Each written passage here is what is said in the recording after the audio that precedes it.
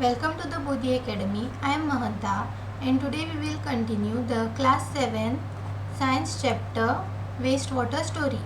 So in the previous videos we have already seen what is wastewater, how water gets polluted, what is sewage, the constituents of sewage, then how the water is treated in a wastewater treatment plant. Now in today's video we will see better housekeeping practices. We will see better housekeeping practices which will help us in keeping our house more clean or more hygienic and improve the sanitation in our place. So better housekeeping practices. Now the waste such as cooking oils, fats, all these should not be thrown down the drains, as these wastes like cooking oil and fats can harden and it can block the pipes. So it will cause a problem in our homes and offices. Then the paint, solvents, insecticides, motor oil or medicines, all these things should also not be thrown down the drain, or these should also not be added to the wastewater, as these may kill the microbes. Now as we have already learned, some microbes actually help us clean or purify the wastewater. So if these solvents and paints are added or thrown down the drain, this will kill the microbes which will affect the purification of water. Then the solid food remains, soft toys, sanitary towels, all these should also be thrown in the dustbin.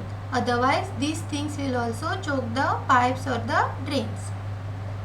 Further, these solid remains also do not allow the free flow of oxygen. So if the free flow of oxygen is blocked, the aerobic bacteria will be also killed. This will kill the aerobic bacteria which are there.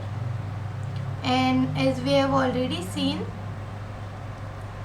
these aerobic bacteria also help us in purifying the water by consuming the food waste or human waste which is present in the wastewater. Then sanitation and diseases. Now diseases we all know is illness which is caused by different factors. Now what is sanitation? Sanitation means to create hygienic environment or a clean environment around us. Now this hygienic environment is very essential for preventing diseases and keeping good health. So sanitation means to create hygienic environment around us which is essential for preventing diseases and keeping good health. Now this poor sanitation and polluted drinking water can lead to various diseases. Hence, a sanitation system aims to provide clean environment for us so that we can stay away from diseases. Now, due to poor sanitation and polluted drinking water, mainly the waterborne diseases are caused. Now, waterborne diseases means the diseases which are caused due to contaminated water.